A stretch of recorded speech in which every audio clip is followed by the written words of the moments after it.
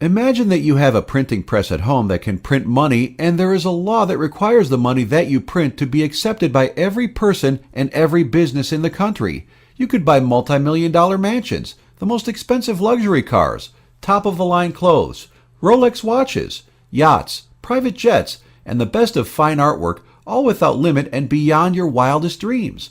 You could become a famous philanthropist creating programs to help the poor, the unemployed, and the elderly. Let that sink in for a minute and explain to me how you would go trillions of dollars into debt. You wouldn't. Why would the thought borrowing money ever cross your mind?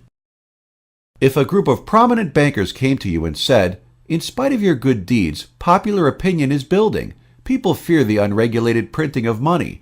We are the country's top economists, and if you give us your printing press, we will give our official endorsement, provide the illusion of constraint, and gladly lend you any amount of money that you want at a very low interest rate which, by the way, you never have to repay."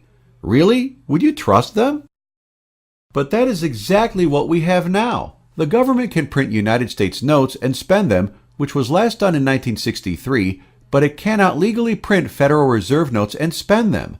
The Federal Reserve is a private corporation, a government-sponsored enterprise, and Federal Reserve notes are private corporate banknotes.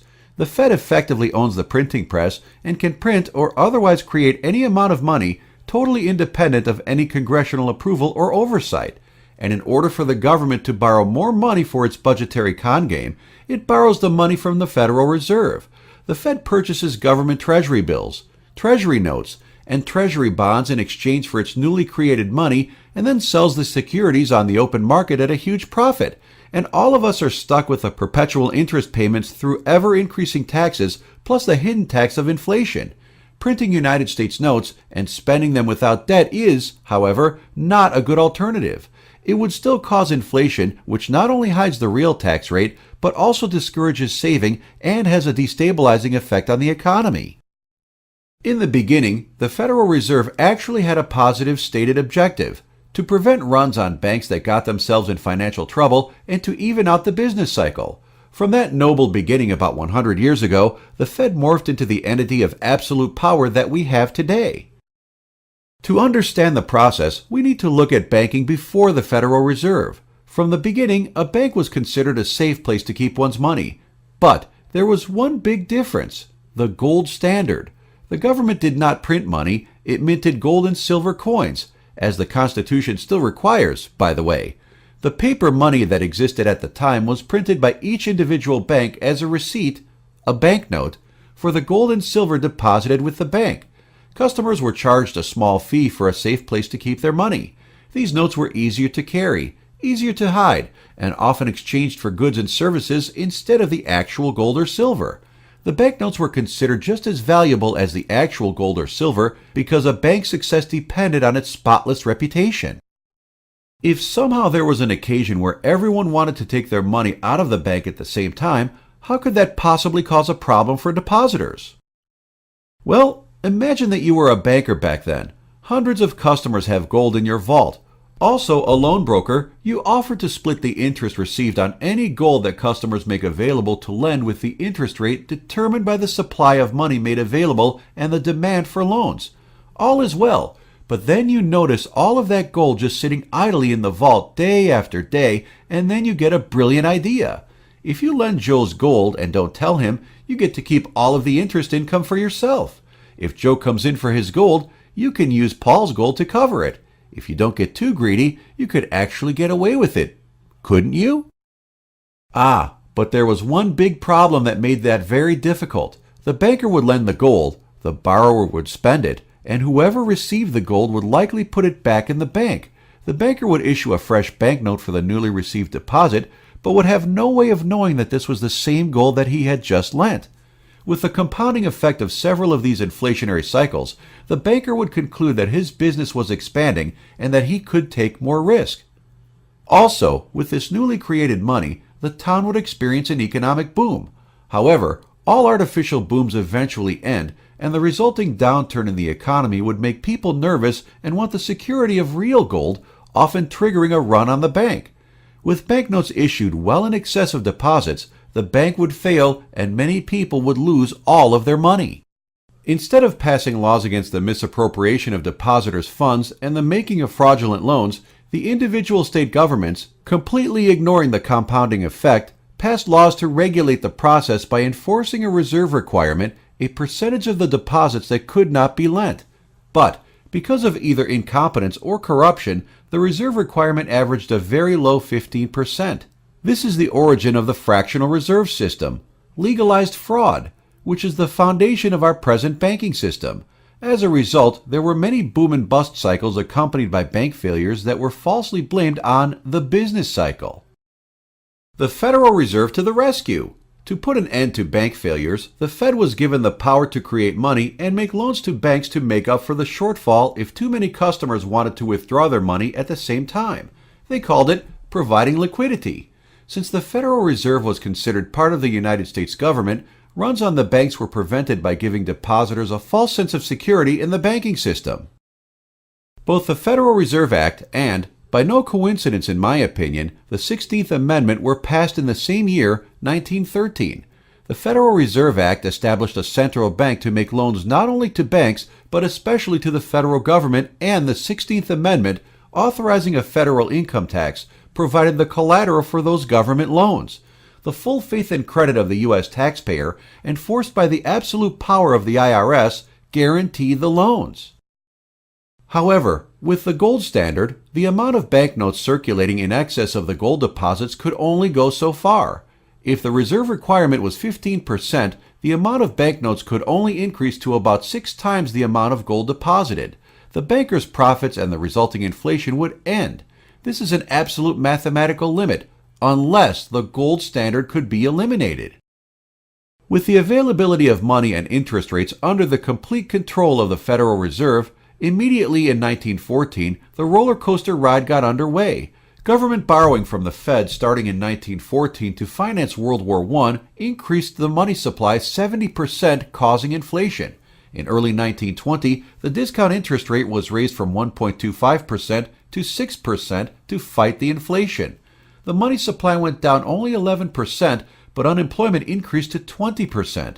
In 1924, the discount interest rate was lowered from 6% to 3% to fight the unemployment. This, along with an easy money policy, caused the Roaring '20s stock market boom. People would buy stocks. The value of the stocks would increase. They would present the stocks as collateral. Then the bankers would loan them more money to buy more stocks and repeat the process. The money supply increased 60%, and the unemployment rate went down to 5%. In 1928, to fight the inflationary boom, the discount rate was increased from 3% to 5%, followed by tight money policies in 1929. That led to the October 29, 1929 stock market crash. The money supply decreased 35%, and unemployment increased to 24%. The resulting Great Depression made possible the New Deal entitlement expansion of government and permanently changed its charter from very limited to totally unlimited. How about that for stabilizing the business cycle? The Board of Governors of the Federal Reserve were the top bankers of the time. Were they that incompetent? They failed miserably. Or did they? There was one huge gain for the Federal Reserve that I would like to point out. At the bottom of the Great Depression in 1934, gold was made illegal for the public to own. I fail to understand the rationale, but a law was passed requiring people to take their gold coins to the bank and exchange them for Federal Reserve notes. People were confused and desperate enough to comply. The Federal Reserve, a private corporation, took possession of virtually all of the gold in circulation in the United States at that time.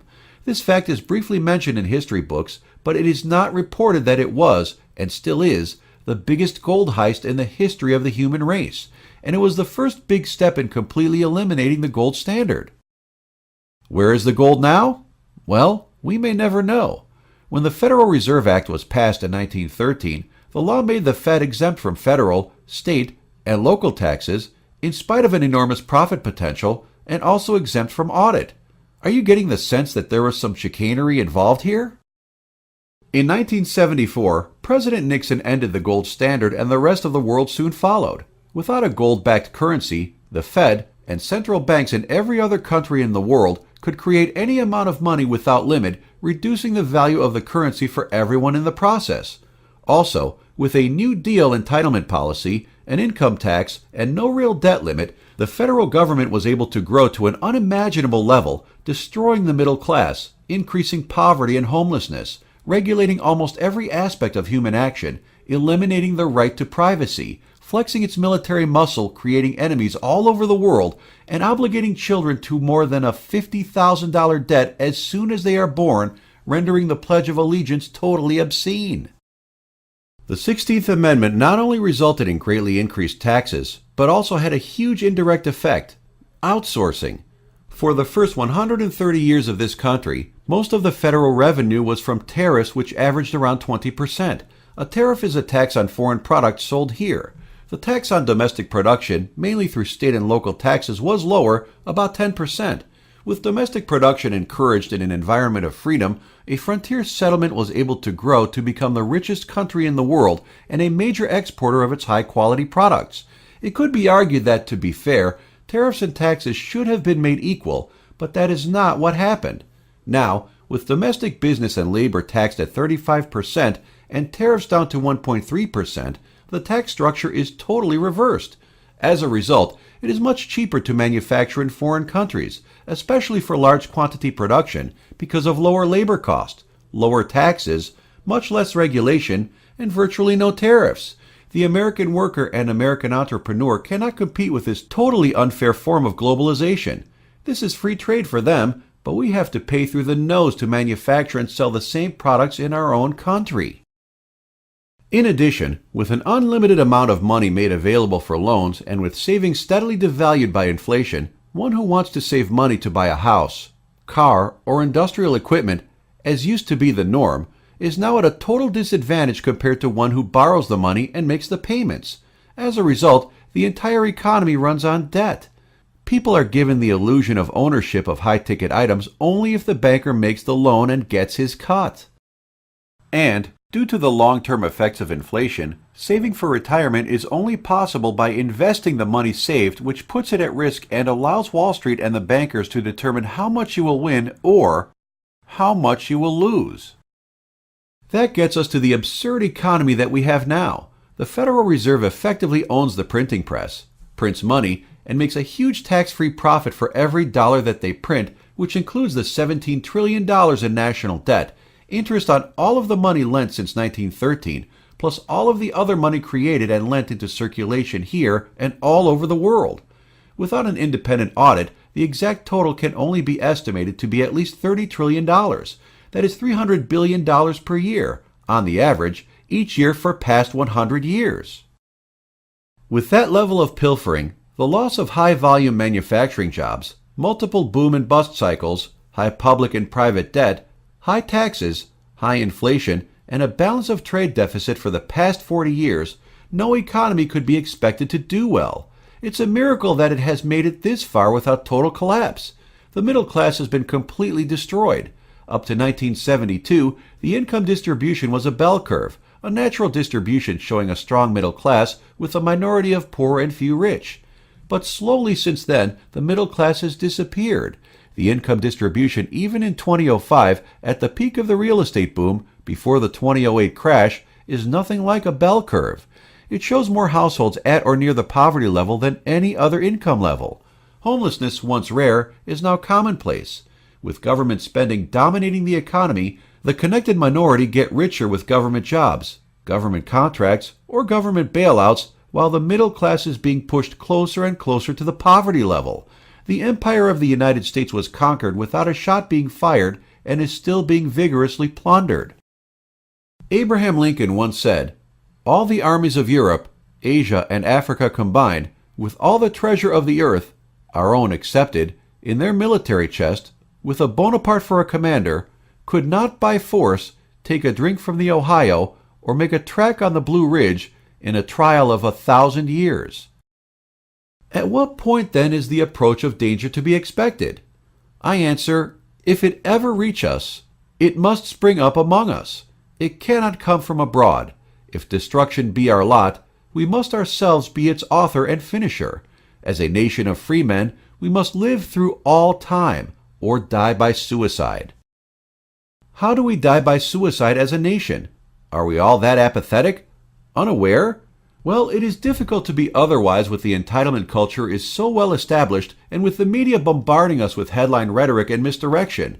This is the richest country in the world. This is a democracy. Your vote counts. Support our troops who fight the unending battles for your freedom. Every other country is worse off. If you just work harder, you can still achieve the American dream. Cuts in social programs would spell disaster. Income equality tax the rich. The problem is corporate greed. Automation, illegal immigration, the minimum wage, the Chinese, the Republicans, the Democrats, the Tea Party. The media is biased and has control of the narrative, but the internet can counter the popular media. To put an end to this insidious form of economic enslavement here, and in virtually every other country in the world, the artificial economy of the central bankers, by the central bankers, and for the central bankers must be replaced by a natural economy. Since the central bankers have acquired most of the gold, this must be done without gold or gold backing and can actually be done without backing by any commodity and without totally disrupting the present banking system. Find out how at theethicaleconomy.com. Please spread the word.